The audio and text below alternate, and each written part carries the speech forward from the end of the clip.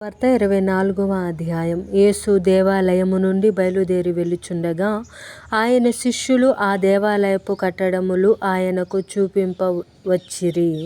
అందుకాయన, మీరు ఇవన్నీ చూచుచున్నారు గదా, రాతి మీద రాయి ఒకటి అయినను ఇక్కడ నిలిచి ఉండకుండా పడద్రోయబడునని మీతో నిశ్చయముగా చెప్పుచున్నానని వారితో అనెను. ఆయన ఒలీవల కొండ మీద కూర్చుండి యున్నప్పుడు శిష్యులు ఆయన యొద్దకు ఏకాంతముగా వచ్చి, ఇవి ఎప్పుడు జరుగును? నీ రాకడకును ఈ యుగ సమాప్తికిని సూచనలేవి? మాతో చెప్పుమనగా, యేసు వారితో ఇట్లనెను, ఎవడును మిమ్మును మోసపరచకుండా చూచుకొనుడి. అనేకులు నా పేరిట వచ్చి నేనే క్రీస్తునని చెప్పి పలువురిని మోసపరిచెదరు. మరియు మీరు యుద్ధములను గూర్చియు యుద్ధ సమాచారములను గూర్చియు వినబోదురు. మీరు కలవరపడకుండా చూచుకొనుడి.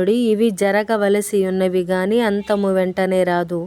జనము మీదికి జనమును, రాజ్యము మీదికి రాజ్యమును లేచును. అక్కడక్కడ కరువులును భూకంపములను కలుగును. ఇవన్నీయు వేదనలకు ప్రారంభము. అప్పుడు జనులు మిమ్మును శ్రమల పాలు చేసి చంపెదరు. మీరు నా నామము నిమిత్తము సకల జనముల చేత ద్వేషింపబడుదురు. అనేకులు అభ్యంతరపడి ఒకనినొకడు అప్పగించి ఒకనినొకడు ద్వేషింతురు. అనేకులైన అబద్ధ ప్రవక్తలు వచ్చి పలువురిని మోసపరిచెదరు. అక్రమము విస్తరించుట చేత అనేకుల ప్రేమ చల్లారును.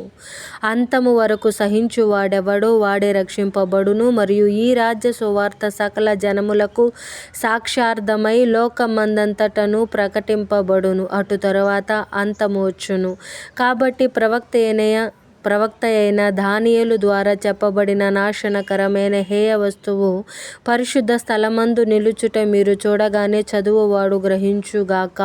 యూదయలో ఉండువారు కొండలకు పారిపోవలెను. మిద్దె మీద ఉండువాడు తన ఇంటిలో నుండి ఏదైనను తీసుకుని పోవుటకు దిగకూడదు. పొలములో ఉండువాడు తన బట్టలు తీసుకుని పోవుటకు ఇంటికి రాకూడదు. అయ్యో, ఆ దినములలో గర్భిణీలకును పాలిచ్చు వారికిని శ్రమ. అప్పుడు మహాశ్రమ కలుగును. గనుక మీరు పారిపోవుట చలికాలమందైనను విశ్రాంతి దినమందైనను సంభవింపకుండవలెనని ప్రార్థించుడి. లోకారంభము నుండి ఇప్పటి వరకును అట్టి శ్రమ కలగలేదు, ఇక ఎప్పుడునూ కలగబోదు. ఆ దినములు తక్కువ చేయబడకపోయిన ఎడల ఏ శరీరియు తప్పించుకొనడు.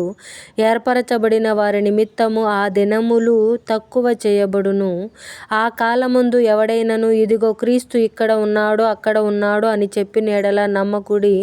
అబద్ధపు క్రీస్తులను అబద్ధపు ప్రవక్తలను వచ్చి సాధ్యమైతే ఏర్పరచబడిన వారిని సహితము మోసపరుచుటకై గొప్ప సూచక క్రియలను మహత్కార్యములను కనపరచెదరు. ఇదిగో ముందుగా నేను మీతో చెప్పియున్నాను. కాబట్టి ఎవరైనను ఇదిగో అరణ్యములో ఉన్నాడని మీతో చెప్పినను వెళ్ళకుడి. ఇదిగో లోపలి గదిలో ఉన్నాడని చెప్పినను నమ్మకుడి. మెరుపు తూర్పున పుట్టి పడమటి వరకు ఎలాగూ కనబడునో అలాగే మనుష్య కుమారుని రాకడయు నుండును. పీనుగు ఎక్కడ ఉన్నదో అక్కడ గద్దలు పోగవును.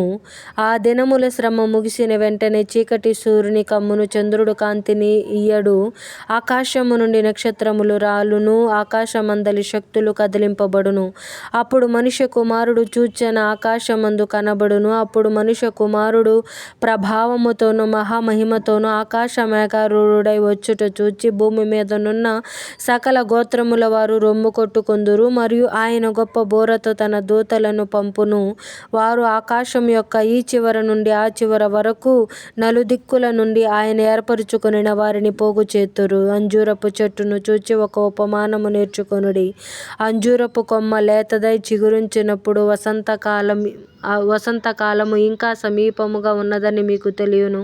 ఆ ప్రకారమే మీరీ సంగతులన్నీ జరుగుట చూచునప్పుడు ఆయన సమీపముననే ద్వారము దగ్గరనే ఉన్నాడని తెలుసుకొందురు. ఇవన్నీ జరుగు వరకు ఈ తరము గతింపదని నిశ్చయముగా మీతో చెప్పుచున్నాను. ఆకాశమును భూమియు గతించును గాని నా మాటలు ఏమాత్రమును గతింపవు. అయితే ఆ దినమును గూర్చియు ఆ గడియను గూర్చియు తండ్రి మాత్రమే ఎరుగును గాని ఏ మనుష్యుడైనను పరలోకమందలి దూతలైనను కుమారుడైనను ఎరుగరు. నోవాహు దినములు ఎలాగుండెనో మనుష్య కుమారుని రాకడయును అలాగే ఉండును. జల ప్రళయమునకు ముందటి దినములలో నోవాహు ఓడలోనికి వెళ్ళిన దినము వరకు వారు తినుచు త్రాగుచు పెండ్లి చేసుకొనుచు పెండ్లికిచ్చుచు నుండి జల ప్రళయము వచ్చి అందరిని కొట్టుకొని పోవు వరకు ఎరుగకపోయిరి. అలాగుననే మనుష్య కుమారుని రాకడ ఉండును. ఆ కాలమున ఇద్దరు పొలములో ఉందురు, ఒకడు తీసుకొని పోబడును, ఒకడు విడిచిపెట్టబడును. ఇద్దరు స్త్రీలు తిరగలి విసురుదురు, ఒకతే తీసుకొని పోబడును, ఒకతే విడిచిపెట్టబడును. కావున ఏ దినమున మీ ప్రభువు వచ్చునో మీకు తెలియదు గనుక మెలకువగా నుండుడి. ఏ జామున దొంగ వచ్చునో ఇంటి యజమానునికి తెలిసియుండిన ఎడల అతడు మెలకువగా ఉండి తన ఇంటికి కన్నము వేయనీయడని మీరెరుగుదురు. మీరనుకొనని గడియలో మనుష్య కుమారుడు వచ్చును గనుకనే మీరును సిద్ధముగా ఉండుడి. యజమానుడు తన ఇంటి వారికి తగిన వేళ అన్నము పెట్టుటకు వారిపైన ఉంచిన నమ్మకమైన వాడును బుద్ధిమంతుడునైన దాసుడెవడు? యజమానుడు వచ్చినప్పుడు ఏ దాసుడు ఇలాగు చేయుచుండుట అతడు కనుగొనునో ఆ దాసుడు ధన్యుడు. అతడు తన యావదాస్తి మీద వాని నుంచునని మీతో నిశ్చయముగా చెప్పుచున్నాను. అయితే దుష్టుడైన ఒక దాసుడు, నా యజమానుడు ఆలస్యము చేయుచున్నాడని తన మనసులో అనుకుని తన తోడి దాసులను కొట్ట మొదలు పెట్టి త్రాగుబోతులతో తినుచు త్రాగుచూ నుంటే ఆ దాసుడు కనిపెట్టని దినములలోను వాడనుకొనని గడియలోను వాని యజమానుడు వచ్చి వానిని నరికి వేషధారులతో కూడా వానికి పాలు నియమించును. అక్కడ ఏడ్పును పండ్లు కొరుకుటయు నుండును.